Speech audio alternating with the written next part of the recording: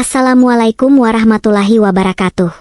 Sahabat semua, sebelum kita mulai kisah ini, jangan lupa untuk like, komen, dan subscribe agar channel ini bisa terus berkembang dan menghadirkan kisah-kisah penuh hikmah lainnya. Semoga siapapun yang menonton kisah ini selalu diberikan kesehatan, rezeki yang halal, dikabulkan semua keinginan dan hajatnya, cinta yang tulus, serta kehidupan rumah tangga yang penuh berkah. Di sebuah kantor pemerintahan yang tampak tenang dari luar, tersimpan kisah yang tak pernah diduga oleh siapapun. Rina, seorang PNS muda, dikenal rekan-rekannya sebagai sosok rajin, rapi, dan berwibawa. Ia punya suami dan seorang anak di rumah, hidupnya terlihat sempurna di mata banyak orang. Namun di balik senyuman manis yang ia tampilkan setiap hari, hatinya perlahan mulai rapuh oleh satu hal, perhatian berlebih dari atasannya sendiri. Pak Dharma, atasannya, adalah seorang pria berusia 45 tahun. Berpenampilan tenang, karismatik, dan sudah cukup lama menjabat. Di kantor, ia dihormati banyak orang. Tapi ada satu hal yang tak banyak diketahui. Ia sering memperhatikan Rina dengan cara berbeda.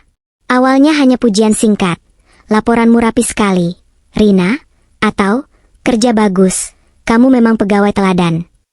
Namun perlahan-lahan, kalimat itu berubah menjadi perhatian personal, bahkan di luar jam kerja. Awalnya Rina merasa itu wajar. Bagaimanapun juga, siapa yang tak senang dipuji oleh atasan?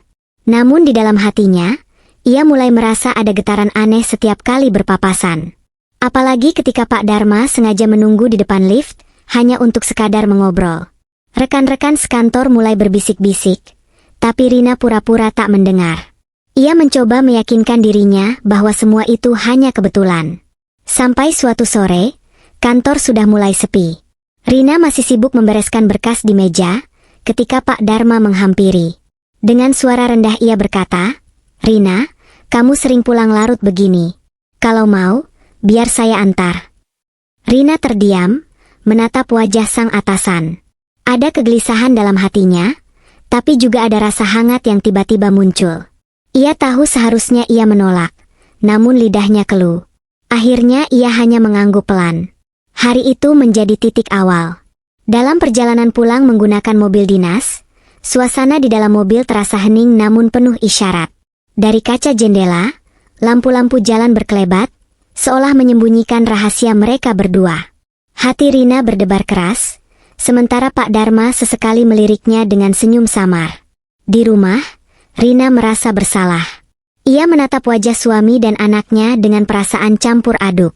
Tapi anehnya, bayangan Pak Dharma terus muncul di kepalanya. Ada sesuatu yang mengguncang, sesuatu yang tidak seharusnya ada. Malam itu, untuk pertama kalinya Rina tak bisa tidur nyenyak, karena hatinya sudah mulai goyah. Hari-hari di kantor terasa berbeda sejak malam itu. Rina yang biasanya hanya fokus pada tumpukan laporan kini, sering mendapati dirinya diam-diam menunggu pesan masuk di ponsel. Nama yang ia tunggu tentu saja bukan dari suaminya, melainkan dari Pak Dharma. Awalnya pesan itu sederhana, ucapan selamat pagi, sekadar menanyakan apakah Rina sudah sarapan, atau mengingatkan agar ia tidak terlalu lelah bekerja. Namun lama-kelamaan, nada pesannya berubah. Kamu terlihat cantik hari ini, Rina. Atau, andai saja kita bisa bicara lebih lama tanpa harus terburu-buru. Pesan-pesan itu membuat pipi Rina memerah, meski hatinya tahu ia sedang berjalan di jalan yang salah. Di kantor, mereka mulai mencari-cari kesempatan untuk duduk berdekatan saat rapat. Saat makan siang bersama, tatapan mata mereka saling bertemu lebih lama dari seharusnya.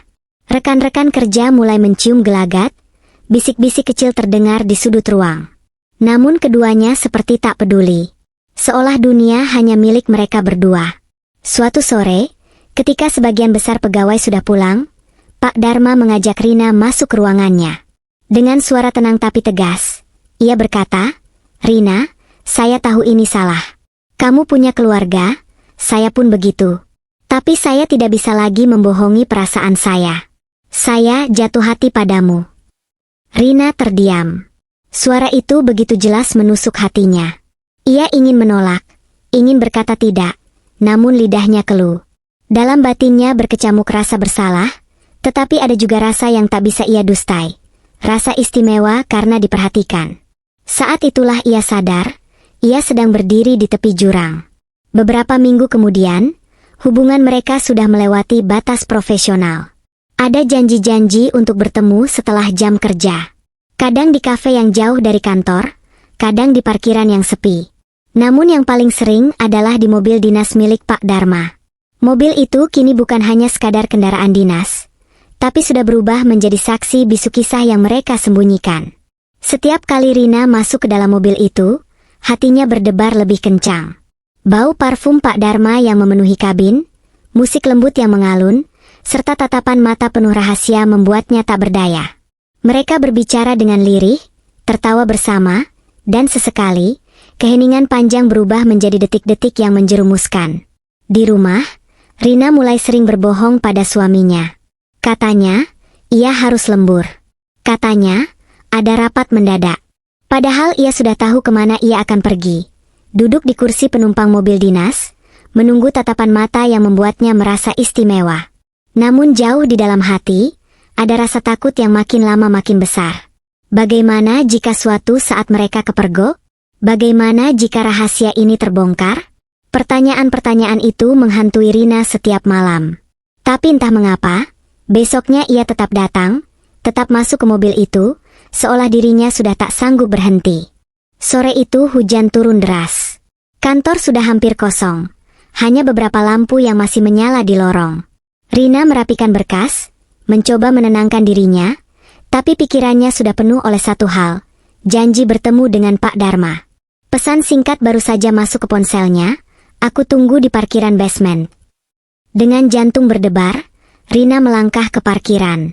Suara hujan di atap seng menambah suasana tegang. Saat ia membuka pintu mobil dinas berwarna hitam itu, aroma khas parfum Pak Dharma langsung menyambutnya. Pria itu tersenyum hangat. "Akhirnya kamu datang." Mesin mobil tetap menyala, lampu-lampu dashboard berpendar samar. Dari luar, hujan membuat kaca buram, seakan-akan sengaja melindungi rahasia mereka. Di dalam kabin, percakapan awalnya hanya seputar pekerjaan. Namun perlahan berubah menjadi obrolan pribadi, tentang rasa sepi, tentang keinginan yang tak pernah terucap di ruang kantor. "Rina," suara Pak Dharma dalam, "aku tahu ini salah. Tapi aku merasa hidupku kembali sejak ada kamu. Aku butuh kamu." Rina menunduk, menggenggam tas erat-erat. Hatinya berkecamuk. Ada bayangan suami dan anak di rumah, tapi ada pula rasa nyaman yang tak ia temukan di sana. Ketika akhirnya Pak Dharma meraih tangannya, Rina tidak lagi menarik diri. Kejadian sore itu menjadi awal. Mobil dinas, yang seharusnya digunakan untuk tugas negara, kini berulang kali menjadi tempat pelarian mereka. Kadang di parkiran kantor, kadang di sudut kota yang sepi. Di dalam kabin sempit itu, mereka tertawa, saling berpegangan, bahkan melupakan dunia di luar. Namun roda nasib selalu berputar. Bisikan-bisikan rekan kantor makin keras terdengar. Beberapa kali Rina merasa ada mata yang memperhatikan saat ia masuk ke mobil. Bahkan seorang staf muda sempat bergurau, "Bu Rina kok sering nebeng Pak Dharma ya? Jangan-jangan ada rahasia, nih." Ucapan itu membuat wajah Rina pucat, meski ia mencoba menutupi dengan senyum kaku. Suatu malam, ketika hujan kembali mengguyur kota, mereka bertemu lagi di mobil itu. Jalanan gelap, hanya lampu-lampu kota yang berkilau dari kejauhan. Mereka duduk berdekatan, membiarkan waktu berjalan tanpa peduli. Namun di balik kaca yang berembun, ada sosok lain yang tanpa sengaja melihat. Seorang rekan kantor yang baru pulang lembur. Tatapan mata rekan itu membeku sejenak, lalu berlalu. Rina dan Pak Dharma tak menyadari, malam itu adalah awal dari kehancuran yang mereka tak pernah bayangkan. Di rumah, Rina gelisah. Ia merasa ada sesuatu yang akan terjadi. Suaminya mulai curiga, sering bertanya kenapa ia pulang larut, kenapa ponselnya selalu digenggam erat. Sementara di kantor, tatapan rekan-rekan terasa semakin tajam. Mobil dinas yang selama ini menjadi tempat aman bagi mereka, kini justru berubah menjadi bom waktu. Hanya menunggu detik-detik untuk meledak, mengungkap skandal yang selama ini mereka sembunyikan. Sejak malam itu, suasana di kantor berubah. Rina mulai merasakan tatapan aneh dari beberapa rekan kerja. Bisik-bisik terdengar ketika ia lewat, meski orang-orang berusaha menutupinya. Senyuman yang dulu ramah kini terasa penuh sindiran. Ia tahu, sesuatu mulai tersebar. Rina mencoba tetap profesional, menundukkan kepala, dan bekerja seperti biasa. Namun setiap kali ia melihat Pak Dharma lewat di lorong, wajahnya memanas. Mereka berusaha menjaga jarak di depan umum, tapi justru semakin jelas bahwa ada yang mereka sembunyikan. Gosip mulai berkembang. Ada yang mengatakan Rina sering pulang bersama Pak Dharma. Ada pula yang mengaku pernah melihat mereka duduk lama di mobil dinas di parkiran basement. Semakin lama, cerita itu semakin liar. Katanya mereka sering keluar kota bareng, tapi bukan untuk dinas, bisik seorang staf di pantry. Gosip itu menyebar cepat, seperti api yang menyambar jerami kering. Di rumah, masalah semakin runyam. Suami Rina mulai gelisah. "Kenapa kamu sering pulang larut?" Katanya rapat, tapi aku cek jadwal, tidak ada rapat malam-malam. Pertanyaan itu menusuk hati Rina. Ia mencoba berbohong dengan alasan pekerjaan menumpuk, tapi tatapan suaminya penuh kecurigaan. Anak semata wayangnya yang masih SD sering bertanya polos, "Mama kok jarang baca buku cerita lagi? Mama capek terus ya?" Kata-kata itu membuat dada Rina sesak. Ia ingin berhenti, ingin kembali menjadi istri dan ibu yang baik. Tapi setiap kali ia mencoba menjauh, pesan dari Pak Dharma datang lagi. "Rina, aku butuh kamu. Jangan tinggalkan aku." Hubungan mereka bagai lingkaran setan. Semakin ia ingin berhenti, semakin dalam ia terjerat. Mobil dinas kembali menjadi tempat pelarian, meski Rina kini merasa was-was setiap kali masuk ke dalamnya. Ia takut ada mata yang mengintip, takut ada kamera yang merekam. Namun godaan rasa nyaman itu selalu mengalahkan ketakutannya. Puncaknya terjadi ketika suatu hari seorang rekan kantor, yang sebelumnya melihat mereka di parkiran, tak tahan lagi menyimpan rahasia. Ia bercerita kepada teman dekatnya, lalu cerita itu merembet ke banyak telinga. Akhirnya sampai juga ke bagian kepegawaian. Bisikan kecil berubah menjadi laporan tidak resmi. Sementara itu, di rumah, suami Rina makin marah. Ia menemukan pesan singkat di ponsel Rina yang belum sempat dihapus. "Aku rindu, jangan lama-lama ya," tulis Pak Dharma. Wajah suami Rina memerah menahan emosi. "Rina? Siapa ini? Kenapa dia bilang rindu?" teriaknya malam itu. Rina terguncang, tak mampu menjawab. Tangisnya pecah, tapi suaminya tidak luluh. Malam itu rumah tangga mereka seperti kapal yang dihantam badai. Anak mereka terbangun, menangis ketakutan melihat pertengkaran kedua orang tuanya. Rahasia yang selama ini dijaga rapat-rapat mulai runtuh. Baik di kantor maupun di rumah, Rina kini hidup dalam ketakutan. Ia sadar, sebentar lagi semua akan terbongkar. Dan ketika itu terjadi, ia mungkin akan kehilangan segalanya. Setelah skandal itu meledak, hidup Rina berubah total. Kantor yang dulu terasa seperti rumah kedua kini menjadi medan siksaan. Setiap kali ia melangkah di lorong, ia merasakan tatapan tajam menusuk punggungnya. Rekan-rekan yang dulu ramah kini menjauh, sebagian bahkan terang-terangan mencibir. Nama baik yang ia bangun selama bertahun-tahun hancur dalam semalam.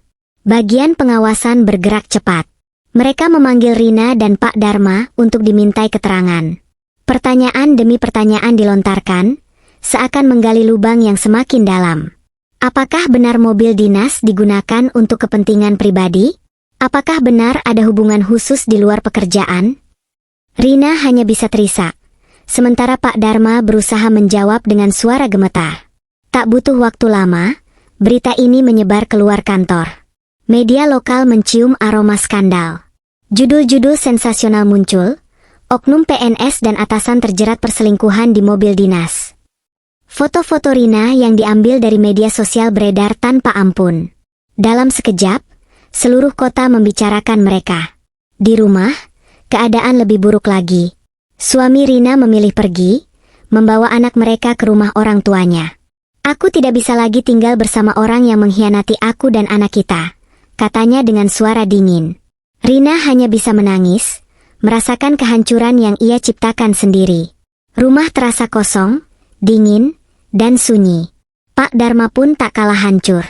Istrinya yang selama ini setia menemaninya akhirnya tak tahan lagi.